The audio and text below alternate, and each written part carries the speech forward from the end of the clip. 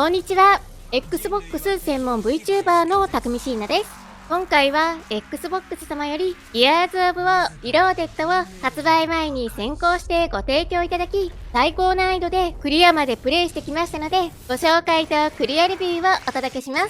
なお、映像には私のプレイ動画を映しています。私、ギアーズは Xbox タイトルの中でも1、2を争うくらい好きなタイトルでずっと遊び続けてきた作品なので、このような機会をいただけてものすごく嬉しいです。ちなみに私はギアーズシリーズは1から5にジャッジメント、タクティクスも含めて前作クリア済みで、対人戦はもちろん2以降のホードや5のエスケープも一通り高難易度で楽しんできています。プレイ時間としてはギアーズ4が約420時間、ギアーズ5が約620時間って感じです。それではまずは今作の概要からご説明していきます。Gears of War Reloaded は2015年に Xbox One でリリースされた Gears of War Ultimate Edition のリマスター版です。このアルティメットエディションは2006年に Xbox 360で発売された初代 Gears of War のリマスター作品なので、実質 Gears 1作目の2度目のリマスターという形になっています。Gears シリーズいくつもあって、今から始めるにはちょっと敷居が高いかもなんて思っていた方にはぴったりな作品ですね。発売日は8月27日で、定価は5390円。対応機種は Xbox シリーズ X、S、PC、Steam となっていて、発売日初日からゲームパスに対応。海外でのみ PS5 でもリリースされます。ちなみに何よりも日本語の仕様について気になっている方も多いかと思います。ひとまずどんな感じになっているか、実際のゲーム映像をご覧ください。心配するな、状況が変わったんだ。さあ行こう。他の囚人たちはどうする？置き去りにはできんぞ。誰もいないさ。ホフマンが全員釈放した。なるほどな。これで晴れて復帰だな。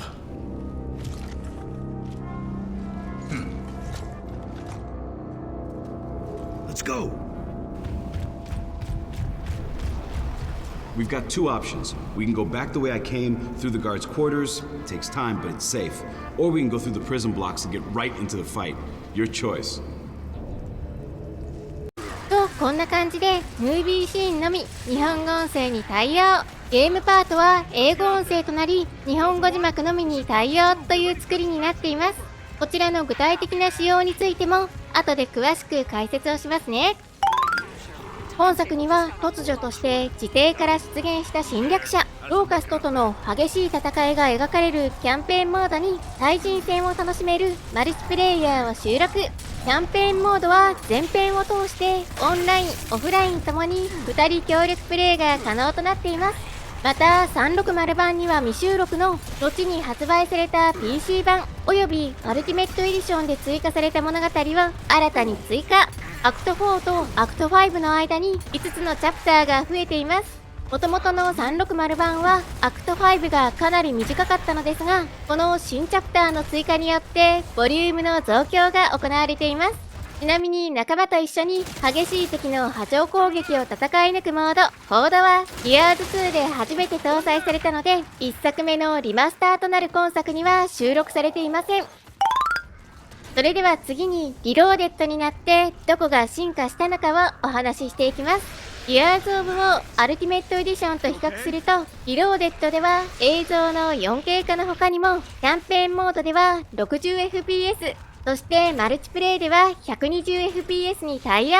高いフレームレートに対応し、より滑らかで快適なプレイを楽しめるようになりましたね。その他にも HDR や 3D 空間オーディオへの対応に、4K に対応したアセットに美しくなったテクスチャ、そして照明品質や影、反射表現の向上、さらにロード時間の短縮などが施されています。ちなみにアルティメットエディションの時点で360版の1と比べると、全てのムービーシーンが完全に新しく作り直されている他にも、キャプチャーし直されたモーションに効果音の新録、それにスポット機能の追加などが搭載されています。なので、アルティメットエディションを遊んでいなくて、初代1だけ遊んだって方にとっては、今回のリローデッドは、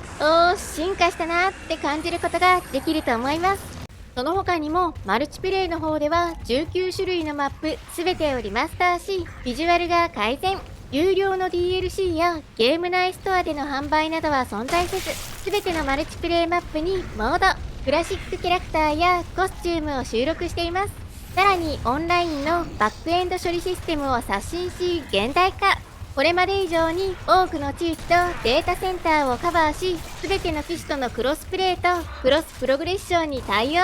セーブデータとオンラインの進行状況を相互共有することができます。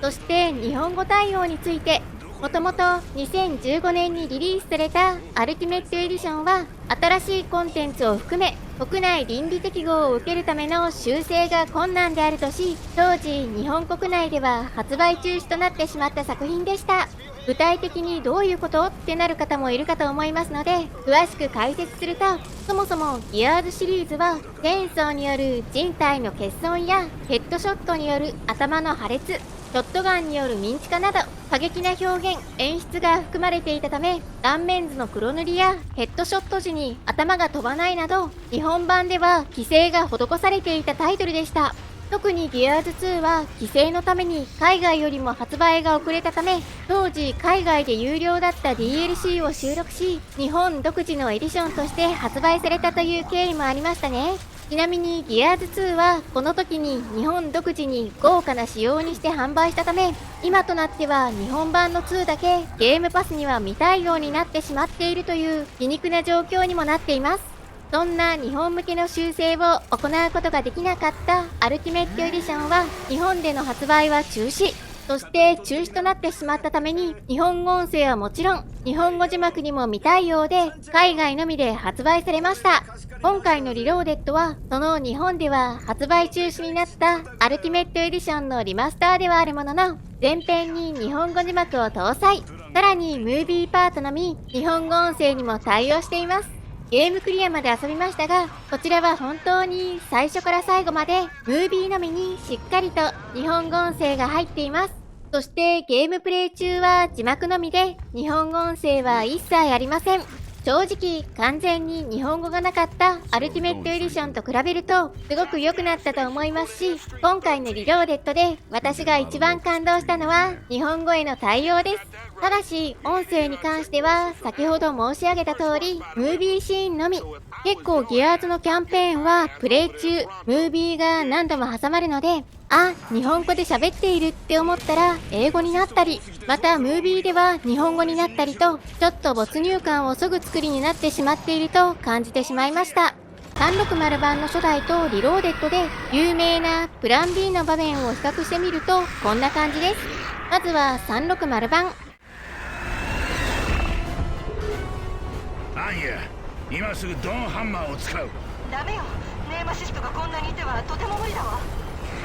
分かった。じゃあプラン B で行こう。プラン B は何だ？あ、ネオンがもうくそー。次はリローデッド。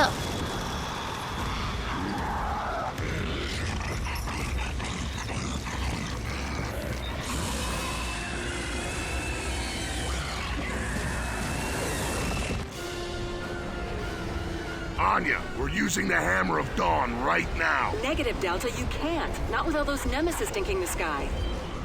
Fine, we'll go to Plan B. We got a Plan B. Shit. 比べるとやっぱり日本語音声がいいなとは思ってしまいますね。ちなみに PC 版およびアルティメットエディションで追加された新規チャプターのムービーシーンにもしっかりと日本語音声が入っています。こちらは一体いつ収録したものなんだろう。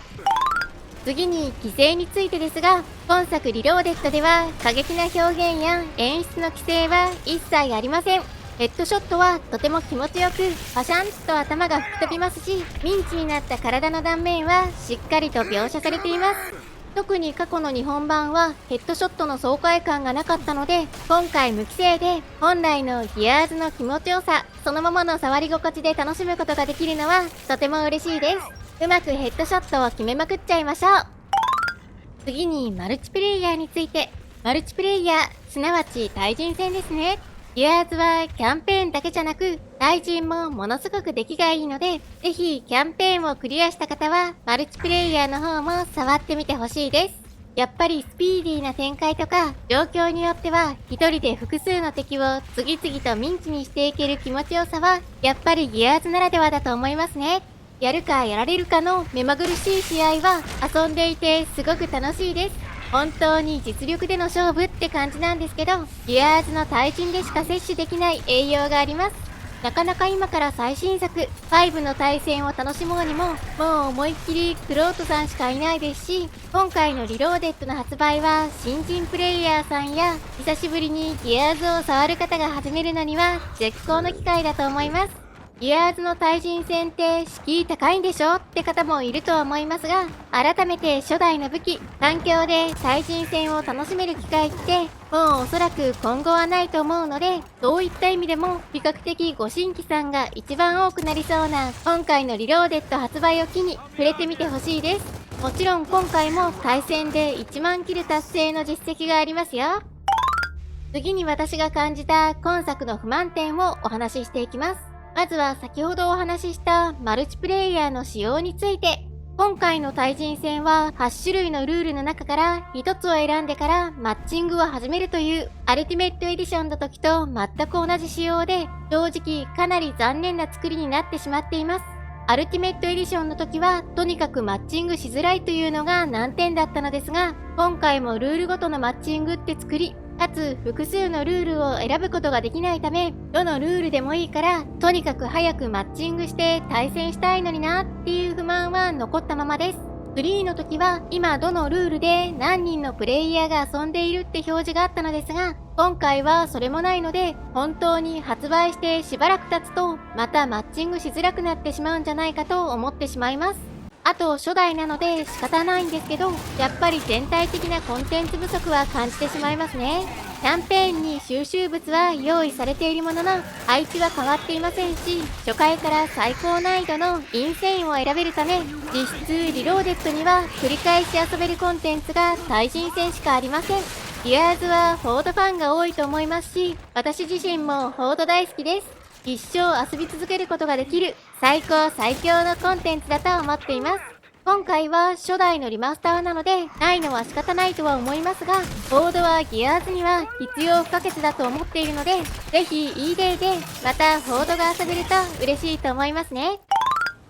最後に総括です。あくまで今作、ギアーズ・オブ・ウォー・リローデッドはアルティメットエディションのリマスター版となるので、基本的なストーリーやムービーはもちろん、ゲーム性、システムなども含めてアルティメットエディションから変わっていません。なので、ギアーズ5や現代の TPS と比較すると、どうしてもあらゆる面でレトロな印象は否めない作品とはなっています。キャンペーンの味方 AI はなんでそんな動きするのって感じのままですし、後続作品と比較すると武器種や敵の種類はかなり少なめで、言ってしまえばとてもシンプルな作品でもあります。それでもアクティブリロードやカバーシステム、撃つ気持ちよさに至近距離でのショットガンでの攻防など、ギアーズの基礎となる根本的な要素は初代ですでに確立されているとも言えます。なので操作性もゲーム性もレトロなのは否めない。だけどギアーズを触ったことがある人にとってはすごく懐かしいし、触ったことがない人なら初めてギアーズを遊ぶにはちょうどいいんじゃないかなと思えるような作品です。そしてアルティメットエディションの時点で360版の1と比べると結構進化しているので、初代1は遊んだけどアルティメットエディションは遊んでいないという方の場合はかなり遊びやすく美麗になっていると感じると思います。決してリメイクではないので現代風のアレンジや調整は行われていませんが、来年20周年を迎え最新作ギアーズ・オブ・ウォー E-Day の発売を控えていることを考えると、 E-Day に向けて今作でギアーズがどんな作品なのかを知っておく、予習しておくにはちょうどいい作品なんじゃないかなというのが私の感想です。最新作ギアーズ・オブ・ウォー E-Day は来年2026年に発売予定です。これまでギアーズ一度も触ってこなかったという方も、過去に触ったことがあるという方も、ぜひ今作リローデッドで懐かしいギアーズの原点に触れてみてください。ということで今回はギアーズ・オブ・ウォー・リローデッドのクリアレビューをお届けしました。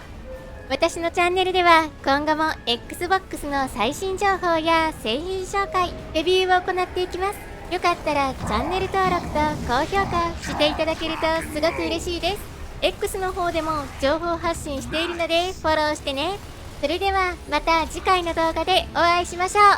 またねー。